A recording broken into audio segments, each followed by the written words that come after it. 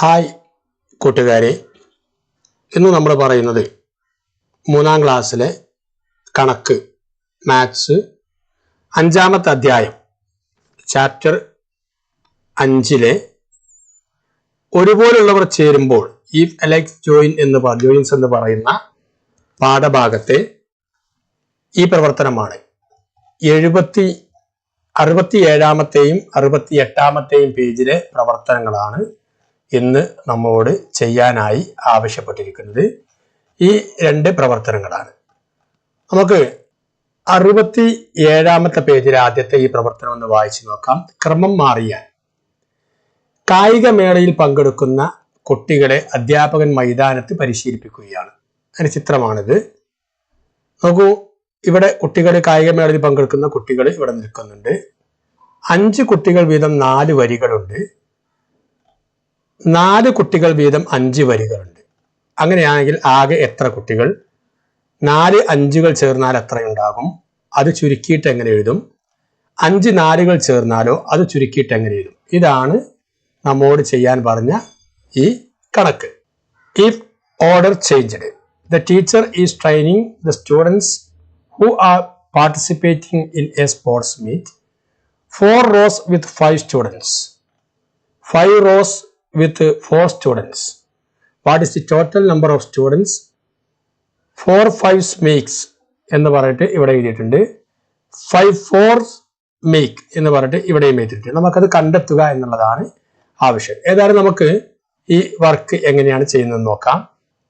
ഇവിടെ അധ്യാപകന് കുട്ടികളെ വരിയായിട്ടും നിരയായിട്ടും ഒക്കെ നിർത്തിയിട്ടുണ്ട്. എത്ര വരികളുണ്ട് എന്ന് നോക്കാം ആദ്യം. ഇതാണല്ലോ വരികൾ എന്ന് പറയുക. ഇങ്ങനെ താഴേക്ക് നിർത്തിയിരിക്കുന്നതാണ് വരികൾ. എത്ര വരികളുണ്ട്? 4 വരികൾ. 4 ലൈൻസ് ആണ് ഇവിടെ ഉള്ളത്. എത്ര വരികളാണ് ഉള്ളത്? 4 റോസ്. 4 റോസ് ആണ് ഇതിലുള്ളത്. അതുപോലെ തന്നെ 4 കുട്ടികൾ വീതം 5 വരികൾ. ഇങ്ങനെ നോക്കുമ്പോൾ എത്ര കുട്ടികളാണ് ഒരു വരിയിലുള്ളത്? 4 കുട്ടികൾ വീതം. അങ്ങനെ ആകുമ്പോൾ എത്ര വരികളുണ്ട്? 1 2 3 4 5. 5 റോസ് ആണുള്ളത്. ഇനി ഇവിടെ പറഞ്ഞിരിക്കുന്നത് ആകെ എത്ര കുട്ടികൾ, ഇതാണ് നമുക്ക് നോക്കേണ്ടത്. ആകെ എത്ര കുട്ടികൾ എന്നാണ് നോക്കേണ്ടത്. 4 5കൾ ചേർന്നാൽ എത്ര കിട്ടുമെന്നാണ്. 4 5കൾ. നോക്കൂ, 5 അധികം 5 അധികം 5 അധികം 5. 5 കൂട്ടണം 5 കൂട്ടണം 5 കൂട്ടണം 5.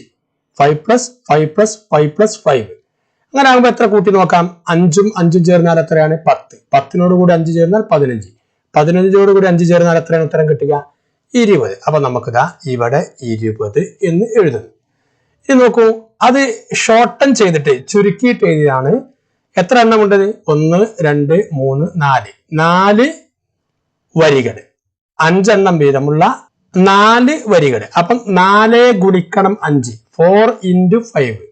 4 5 എത്രയാണ്? ഇതാ നമുക്ക് കിട്ടിയാലും ഉത്തരം എത്രയാണ്? 20 ആണ്. അപ്പൊ നമ്മളിതാ അതിന് ഷോർട്ടൻ ചെയ്ത് ചുരുക്കിയിട്ട് 20 എന്ന് എഴുതുന്നു. ഉത്തരം കിട്ടി. ഇനി 5 4കൾ ആയാലോ എന്നാണ് ചോദിക്കുന്നത്. ഇവിടെ 4 5കളാണ്.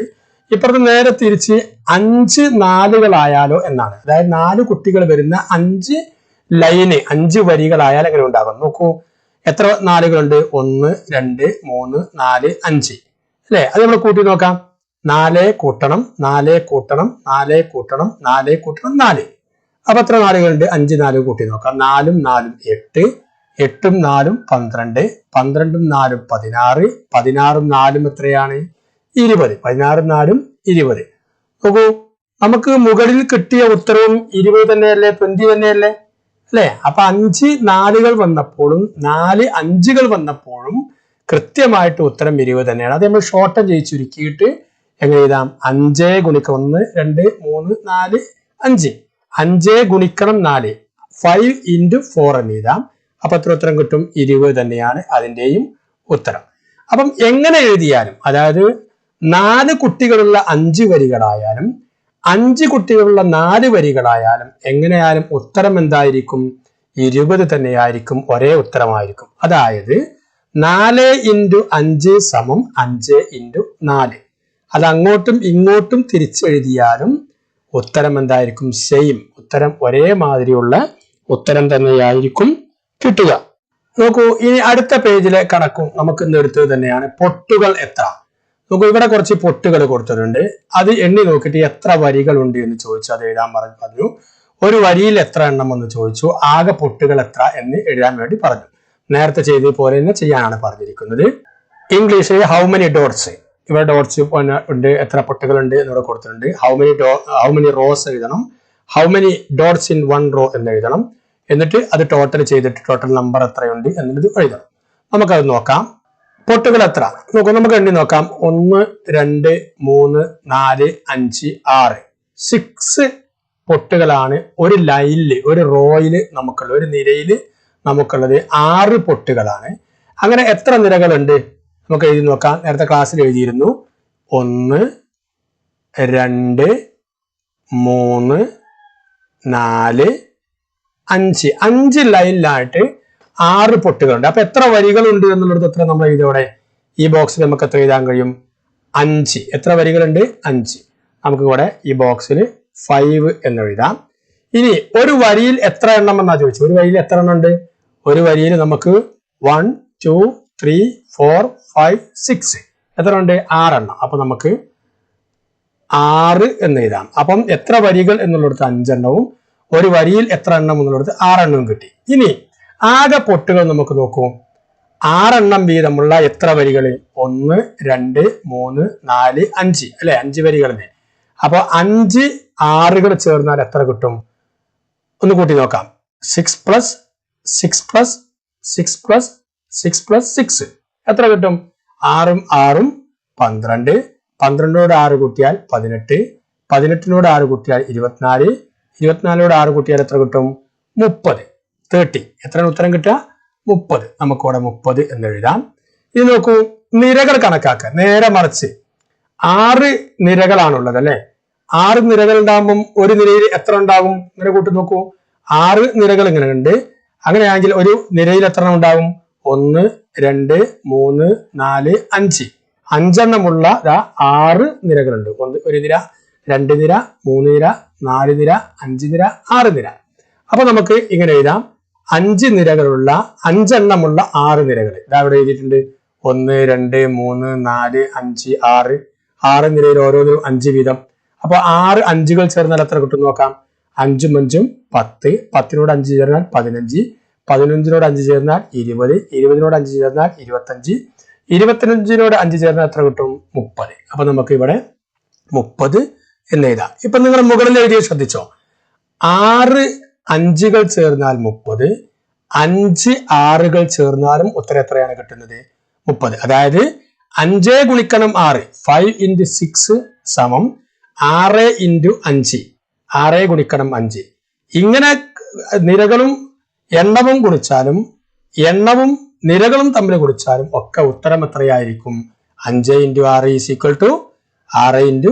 5 × 6 സമം 6 × 5. ഇത് ഉത്തരം മാറ്റം വരുന്നില്ല.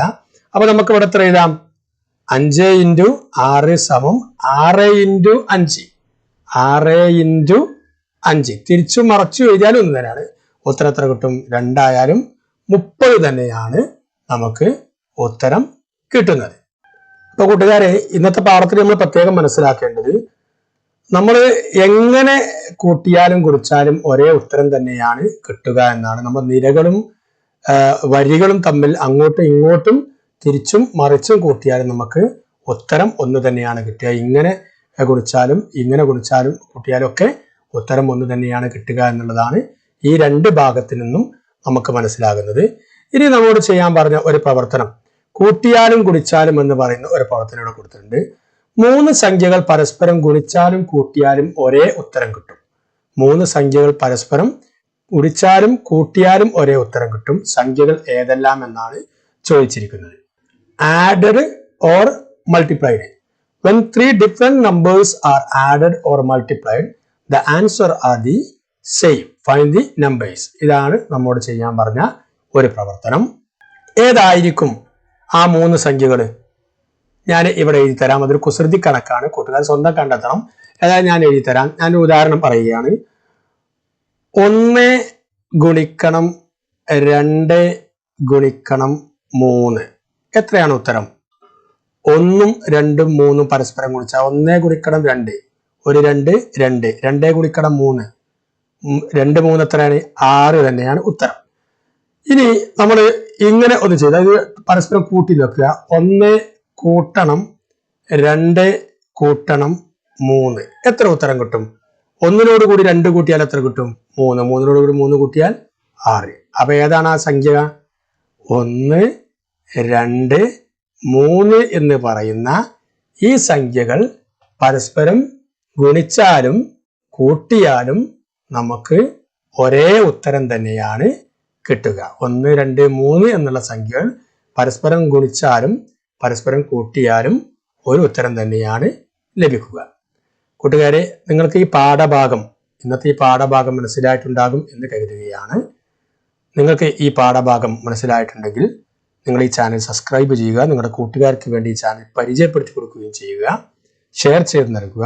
ഇത്തരത്തിലുള്ള പുതിയ പുതിയ അറിവുകളുമായി നമുക്ക് വീണ്ടും കാണാം. അതുവരെ ബൈ ബൈ.